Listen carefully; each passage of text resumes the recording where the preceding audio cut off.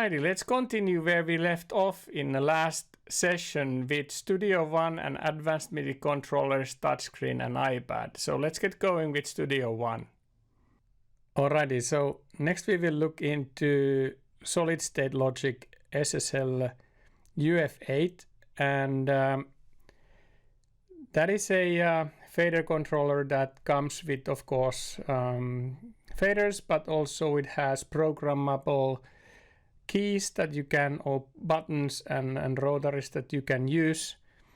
So let's look on how to program this first and how you can modify things. So what you see here is basically the default layout, but then you can go into any of these sections like and define your own keyboard shortcuts or macros underneath these buttons that you have here. Now they have actually extended in this latest version, they have extended so that you can even program these send plugin buttons or the pan and fine buttons here. So all that can be overridden by user keyboard shortcuts or macros. So that actually brings an extra kind of dimension into the UF8, and as said, you can program all these by yourself and use macros. So if we could go and see, for example, this where we have now, so that if you would like to bring some Digital Audio Workstation command, you can just basically select it from here and then say close, and then that will get automatically then placed over here, so that once you use Studio One, you can basically then use these key commands or macros. However, I'm gonna go and clear this from as I don't need that to be present in this page.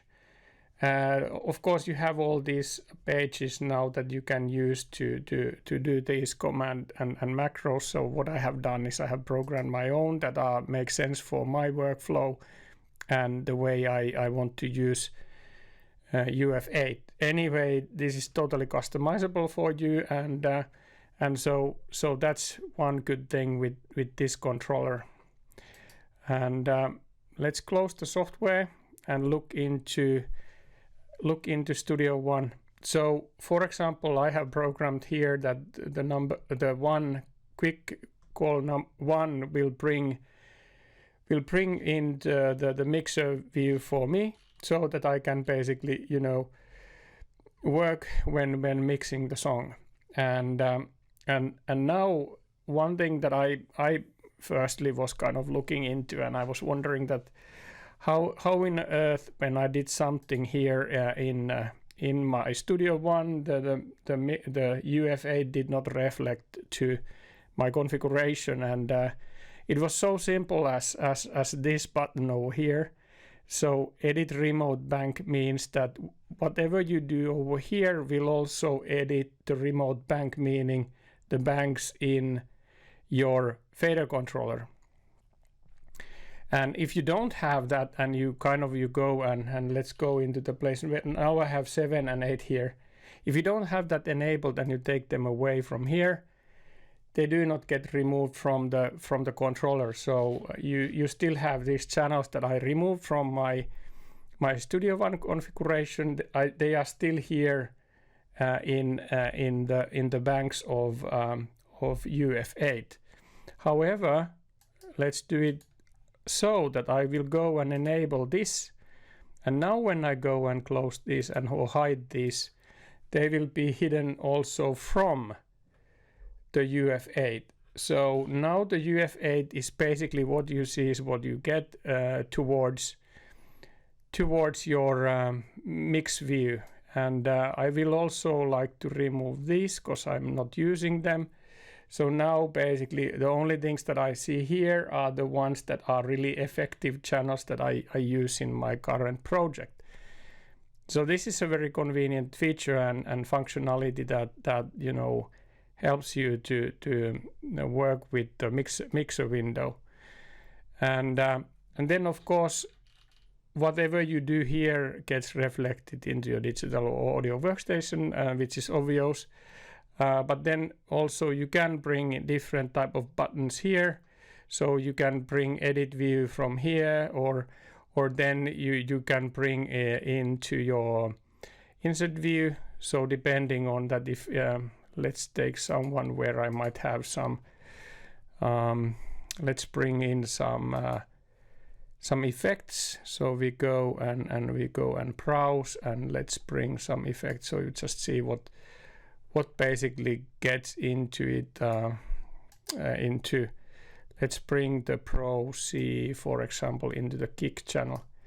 So now I have it there, and then when I basically, now if I can call that from my button number 3. This is something that I have programmed so that it will bring, you know, the channel effect and inserts in front of me, and then I can easily go and change that based on, you know, my needs. And so all that can be done here. Of course, you can then flip things so that if you want to do panning, let's take the mixer here. Let's close that one. So if you want to, like for example, work with the panning and flip mode, so now you can, with the fader, you can actually control the panning. But all that is pretty much, you know, as in general fader controllers. I just like UF8 for the fact that it works with so many digital audio workstations. So whatever digital audio workstation you will use, it pretty much supports it. And so this is an extremely handy controller if you want to have tactical feedback on when mixing things. So you can basically, you know, write in volumes or write in effects when you are doing recording again, give some movement into your sound and things like that. But yeah, this is definitely something that I like to work with. I know that there are others as well, so you should check out what type of fader controllers there are. There is of course native fader controllers from Presonus for Studio One as well. And they are, by all means, they are great. I have used actually fader 1, but then I wanted to have more faders and I wanted it to work also with other digital audio workstations that I have. So that's why I switched to UF8. Also, I like the kind of the quality, the build quality of this, and the kind of the kind of steel body of the unit itself. All right, let's move on. Alrighty, so here I have now the Raven software running with Studio One, and for Studio One I have a license with Raven, so I can pretty much demo and show how it works when integrated with Studio One. So that's basically, you know, mainly for different type of, again, key commands, and then having your mixer here that you can then easily, you know, do the mixing of your track. And this actually works very fluently with Studio One. And also what is interesting here is that you can, as I have discussed in some other sessions as well, you can do these keyboard macros so that you can add tracks and add a, like for example, if I would like to now add a mono track, so you can create these keyboard or kind of shortcuts into and macros into Raven, and it will then execute accordingly. Then all these of course can be programmed and changed, so you have a full control on all these macros that you know you have here. So everything can be replaced and defined by you. So it has total flexibility from that point of view. Then of course it also reflects similarly as if I fold that and I open the mixer, I only see these tracks that I have now currently visual in my Studio One as well. So that's pretty easy busy.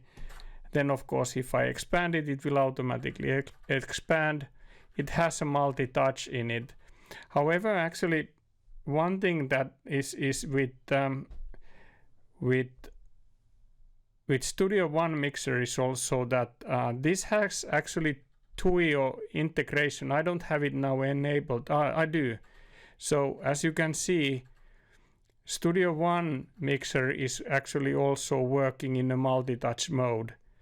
So I could use it bluntly with this one, and I would not need to use, if I don't want to use the Raven mixer.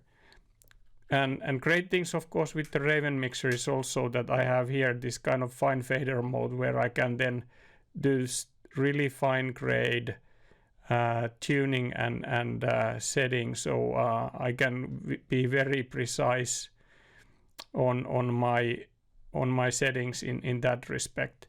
But then, you know, this works as any other mixer, so you can solo mute tracks, you can pan the track depending on, you know, what you want to do, but that's pretty much it. And so you have a mixer that is a multi-touch.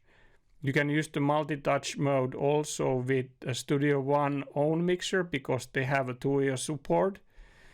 Then you can do these macros easily and then run those by just pressing touching the screen, so to speak. So all these kind of cool things you can do extremely easy, and it does help your workflow and it makes your workflow faster. So there is definitely benefit on using touchscreen, in my opinion. Of course, not everyone share the opinion, but that's basically yours to make. So you can always, of course, if you feel so that it helps you in your workflow, then why wouldn't you use it? And so yeah.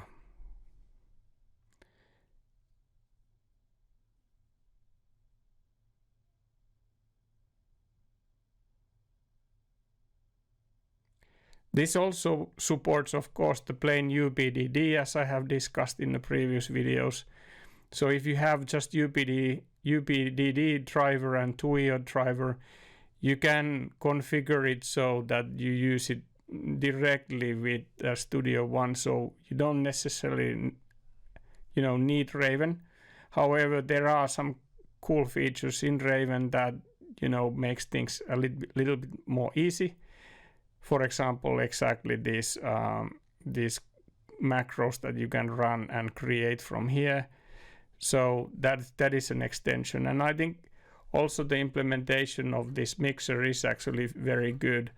So it's great to use, and even if you would have like 20 to 40 tracks, you can easily then manage all that from the Raven.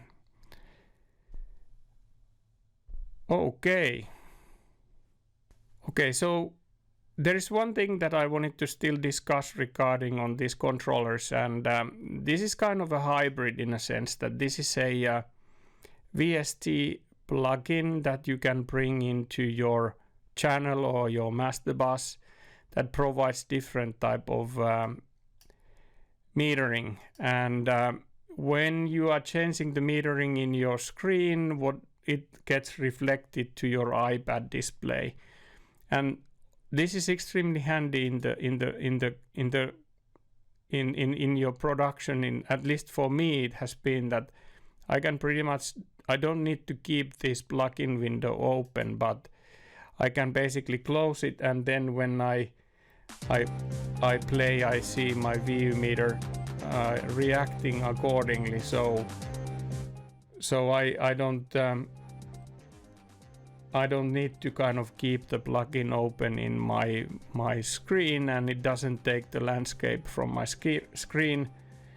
Instead, I have old family laptop that is no longer in use by the family, that is then now dedicated for this purpose, and again, you know, maybe repeating myself, but the old family iPads are extremely good for the reason that usually these apps, if you don't create music, they don't take too much resources, so you can easily run those apps in older iPads as well and benefit from that. So yeah, that's pretty much it regarding on the different type of controllers that we have now went through, like the advanced MIDI controllers and an iPad. Alrighty, so now we have looked into Studio One and how to use controllers, advanced MIDI controllers, touchscreen and iPad in music production while creating music with Studio One. Next we will dive into Luna, so remember to subscribe for the channel for more content. Thanks for watching. Bye now.